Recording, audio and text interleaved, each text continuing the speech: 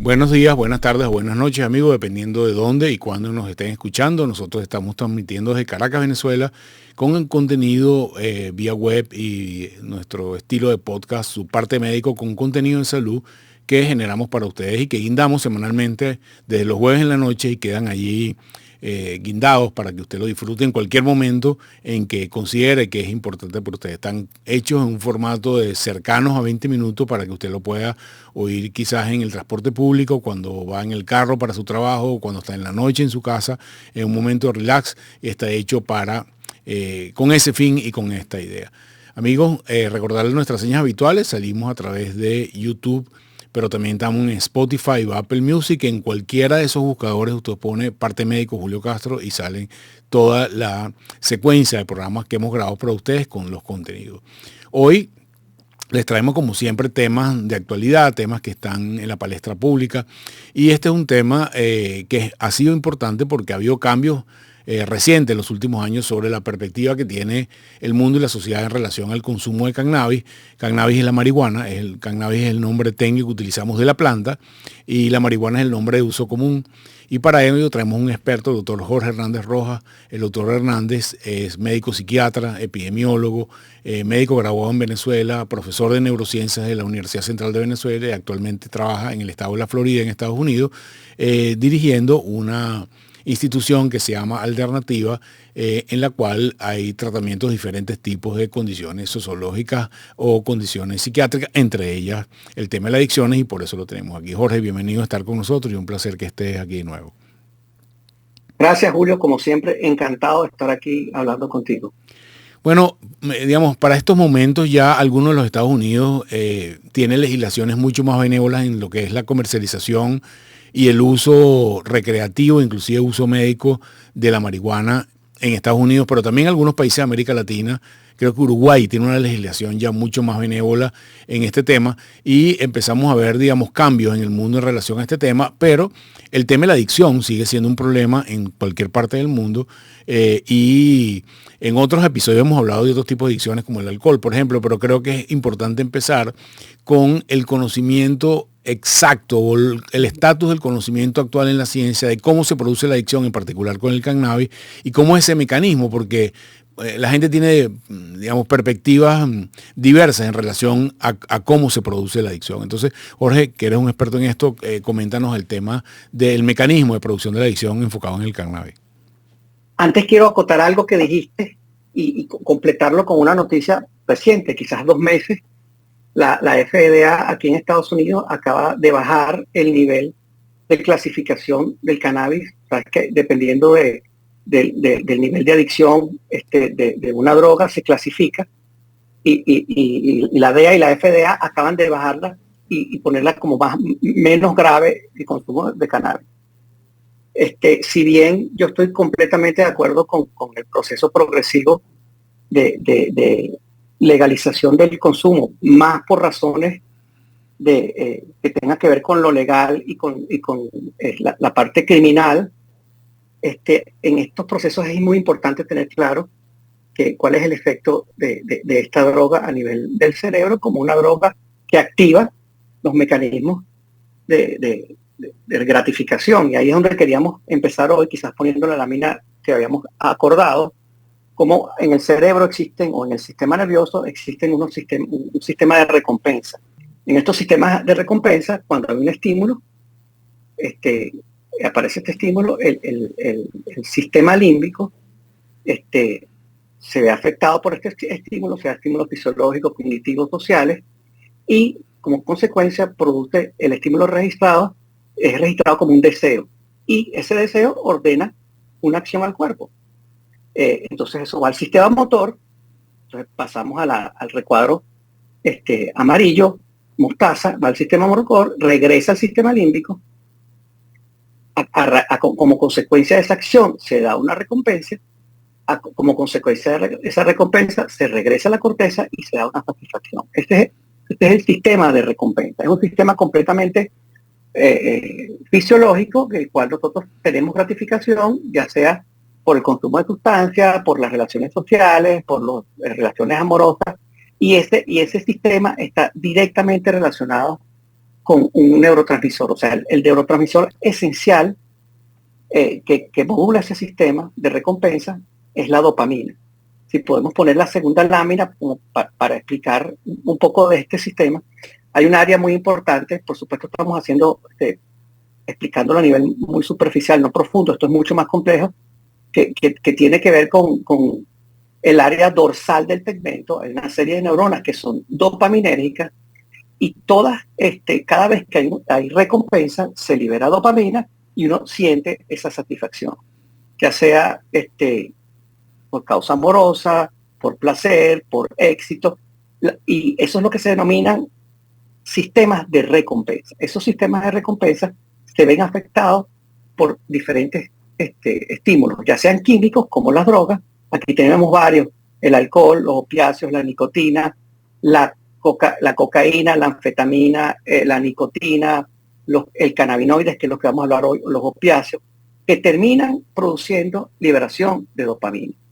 Pero también se ven afectados por conductas que tienen que ver con el juego, el gambling, que tienen que ver con el sexo, trastornos de adicción al sexo, que tienen que ver con las pantallas. Hoy por hoy se sabe que en los sistemas de los algoritmos, sobre todo de software como Instagram, lo que activan es el sistema automático de recompensa y producen la liberación de dopamina, producen este circuito. Entonces, la gran mayoría de las drogas o conductas que producen adicción están directamente relacionadas con la liberación de dopamina. Hay un libro muy bueno que se llama Dopamination, que es una persona experta en adicciones, y hablando de Estados Unidos como la nación de la dopamina, o sea, como los sistemas de recompensa. Es más, hoy por hoy se piensa que la adicción a la comida, sobre todo a cierto grupo de carbohidratos y la obesidad que hay en Estados Unidos, tiene que ver con los sistemas de venta de todo este tipo de alimentos altos en carbohidratos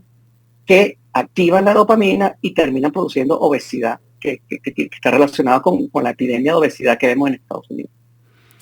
Jorge, la segunda pregunta es que es una base, digamos, química en relación a la marihuana, que tiene diferentes componentes que son los que explican los efectos que producen sobre el ser humano y un poco esas diferencias químicas que pueden explicar por qué la marihuana puede tener algunos usos médicos que tienen indicaciones específicas. Entonces explica un poco ese tema de esa dualidad química que tiene la marihuana. Primero quisiera hablarte porque el cannabis, y es bueno empezar a llamarlo cannabis en vez de marihuana. Marihuana es un nombre común y aquí se habla de cannabis en general, y médicamente uno tiene que hablar de cannabis, y deberíamos popularizar el uso de cannabis en vez de marihuana. Bueno, el cannabis existen dos tipos. Cannabis proviene de una planta herbácea, que de la familia Cannabisae, y hay dos tipos principales que son los más comunes: sativa, cannabis sativa, que es estimulante, que produce estimulación, que produce menos percepción del olor, que te pone más vigil, y una segunda que se llama índica, que produce relajación y somnolencia. Es cómico porque aquí los americanos usan el nombre índica para hablar así como in the couch, o sea, en el sofá. Esa es la típica marihuana que la gente la fuma y se queda echado en el sofá. La sativa es todo lo contrario, produce estimulación. Hay otras especies híbridas que no vale la pena hablar porque estas son las más comunes, pero lo importante es saber que todas estas especies tienen por lo menos 140 compuestos biológicos que producen distintas cosas, y de esos 140, más de 140, 70 tienen capacidades psicoactivas. Pero solo dos son los que se han estudiado profundamente, que son los que se sabe que producen algún efecto. Uno de ellos es el delta 9 tetrahidrocannabinol, que todo el mundo lo conoce como THC, que tiene un efecto psicoactivo, y el CBD, que es cannabidiol. Estos son los dos compuestos más importantes, los que más se han estudiado y los que más tienen que ver con los efectos psicoactivos de esta droga como tal. Hoy por hoy se sabe que existen distintos tipos de marihuana y se clasifican dependiendo de la cantidad que tengan de THC y CBD. Hay tipo 1, tiene la misma cantidad, tiene mayor cantidad de THC que CBD. Tipo 2 tiene igual cantidad de las dos, y tipo 3 tiene mayor cantidad de CBD que THC. ¿ok? Y la gran mayoría de estudios utilizan esta convención para explicar qué es lo que pasa. Pero lo importante que hay que tener en cuenta, Julio, es que por qué nosotros somos sensibles al uso de estas sustancias, porque nuestro cuerpo produce estas sustancias. Nosotros tenemos una serie de sustancias, neurotransmisores, llamarlos neurotransmisores, que se llaman cannabinoides, que son producidos en el cuerpo y regulan múltiples funciones. O sea, son una sustancia, existen dos principalmente que se han descubierto que funcionan, se denominan cannabinoides endógenos.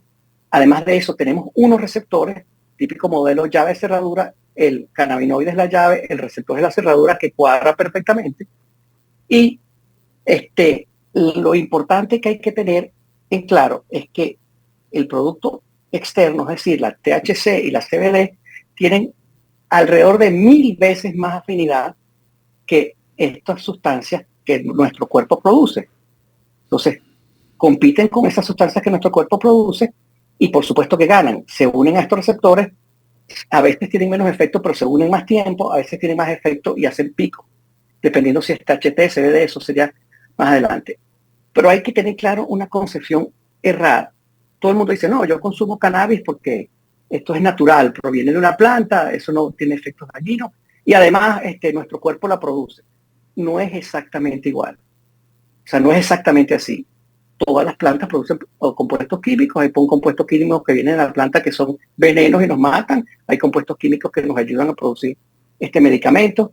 Históricamente, el cannabis se ha usado por su efecto medicamentoso, por su efecto para producir placer y recreativo. Eso tiene miles de años y se ha usado para eso. Pero hoy por hoy los estudios están muy claros en qué efecto produce y que estos neurotransmisores, que son dos, la enantiamida, nombre complejo, que tiene que ver más con el estado de ánimo y la memoria y el apetito y la percepción del dolor, y el segundo es el que llama 2-AG o 2AG, que tiene que ver con la regulación del apetito. Esos son los dos neurotransmisores principales y entender que estos neurotransmisores no actúan como la gran mayoría, sino que actúan de manera retrógrada, modulando otros neurotransmisores.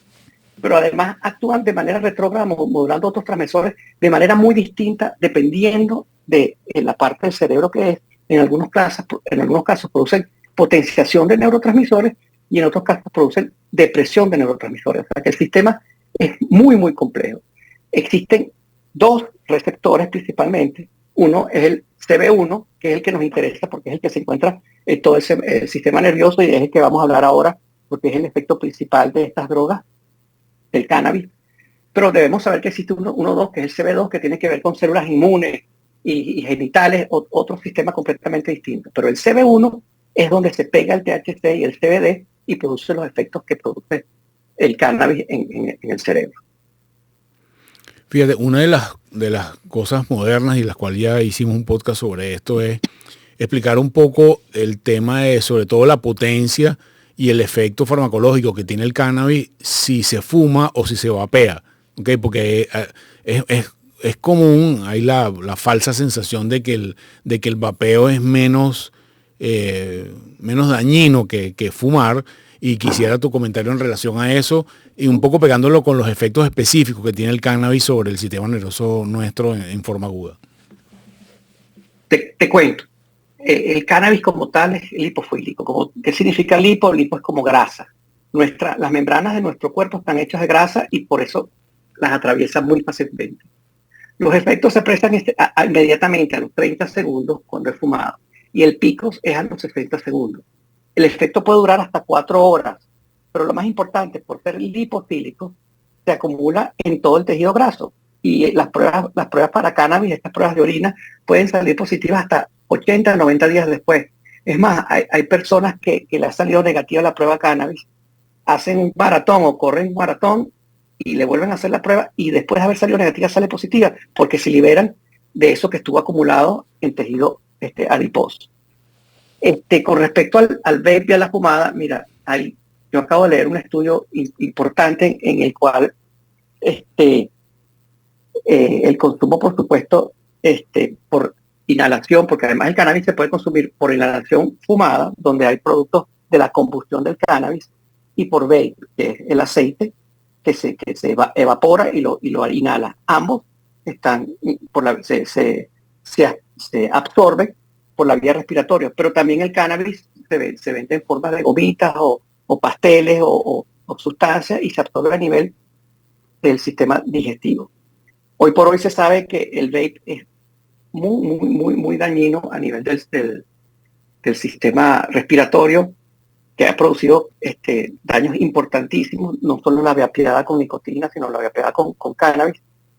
Pero el pico del efecto de los dos es más o menos igual. El que es ingerido vía digestiva, hay un pico más que tarda un poco más y que dura un poco más por la absorción del cannabis. ¿Qué efectos tiene? Tú me preguntaste que habláramos un poco de los efectos del cannabis, dependiendo de la tipo de cannabis, como les dije, sativa o índica. La sativa produce euforia, felicidad, la gente se pone más habladora, tiene más afecto, se pone más enfocada, eso está descrito. Algunos hablan de que tienen ideas interesantes que necesitan compartir, y eso es debido y se produce porque se sabe que la sativa tiene mayor cantidad de THC y activa los receptores CB1 a nivel frontal, ¿no? Y eso trae como consecuencia una activación del sistema límbico y disminuye el estrés en un primer momento. Es importante que eso se produce en un primer momento, pero que con el uso prolongado las cosas cambian. Se ha descrito un efecto paranoide que es más frecuente con el consumo aumentado y que la índica, lejos de producir esta activación de la corteza frontal, produce la supresión de la corteza frontal. O sea, que produce más bien que la gente quiera dormirse, quiera acostarse, como les dije, in the couch, quiera quedarse en el sofá y no hacer nada.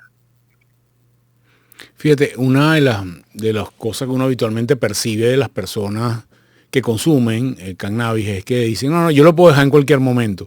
Y habíamos hablado en un episodio anterior, cuando hablamos del alcohol, del tema de un término que para nosotros aprendimos farmacología, que es la taquifilaxis, es decir, que para tener el mismo efecto, ya lo habías comentado antes, necesitas mayor cantidad de dosis. Entonces, ¿cómo diferencia una persona que está usando socialmente el cannabis para tener una clave de cuándo se metió en la carrera de que está en el consumo de algo ya más complicado o algo más adictivo, o el uso recreacional que quizás no tenga un componente adictivo, o finalmente todos son adictos? ¿Cuál es tu opinión en relación a eso? La clasificación es la misma que en este caso que para el alcohol. Hay consumo social, después hay una complicación en el consumo, o sea, que ya el consumo empieza a afectar las relaciones familiares, el cumplimiento del trabajo, y hay una adicción al cannabis, que sería el tercer nivel. Ese sería más o menos como la progresión. Hay elementos que hacen pensar que uno está empezando a tener un consumo complicado cuando ya produce problemas laborales, problemas con los familiares, con la pareja, las responsabilidades. Hay un efecto que se ve en el cannabis que está asociado directamente con algo que se llama el síndrome amotivacional, más relacionado con la índica, pero se ve en consumo en las dos. Síndrome amotivacional es que se pierde como el interés por hacer las cosas que tengo que hacer. O sea, se pierde ese interés y se produce amotivación, falta de motivación. Tú en el otro programa, hablando del tema del alcohol, nos hablabas sobre estudios bien serios que hablan sobre un daño tóxico del alcohol como un tóxico directo en el sistema nervioso central. La gente tiende a pensar que en el caso de la marihuana, como es una cosa natural, entre comillas, no tiene un efecto deleterio sobre nuestro organismo, y un poco que nos hable sobre eso, que dicen los estudios actualmente sobre el efecto del cannabis sobre algunas estructuras como estructura del sistema nervioso central. Mira, hay mucha información encontrada con respecto al efecto del cannabis, pero últimamente han salido muchos estudios que hacen ver, y nosotros aquí en Alternativa, en el centro que tú comentaste, donde trabajamos en salud mental, que hay un aumento en la aparición de episodios psicóticos y hasta episodios que tienen que ver con trastorno bipolar en adolescentes que empezaron el consumo de cannabis, inclusive aquí antes de los 13, 12 años, que tienen muchos años consumiendo, y llegan a los centros y son tratados como pacientes que simulan o parecieran una esquizofrenia o que parecen un trastorno bipolar. Entonces, con respecto a eso, hoy se sabe que el cannabis, por las características que tiene, en estos pacientes que tienen predisposición genética a esquizofrenia, y eso está demostrado cuando tú tienes un relativo inmediato que tiene esquizofrenia, tienes predisposición genética a esquizofrenia, el consumo de cannabis hace que aparezcan más temprano y más intensos los episodios de esquizofrenia. Número uno. Número dos, se ha visto que pacientes que consumen cannabis desde muy temprana edad, existe una incidencia aumentada de ansiedad, depresión, intento suicida o autoagresión. Una de las cosas que se piensa es que el cannabis que se consumía, y hoy hay estudios de eso, en los 70 tenía algo así como 5% de THC, de este componente que te acabo de describir. Hoy por hoy el cannabis, la sativa que se consume, cuando tú haces el análisis, algunos estudios hablan de 15, pero otros estudios hablan de 20%. Es decir, 4 o 5 veces más de la cantidad de THC.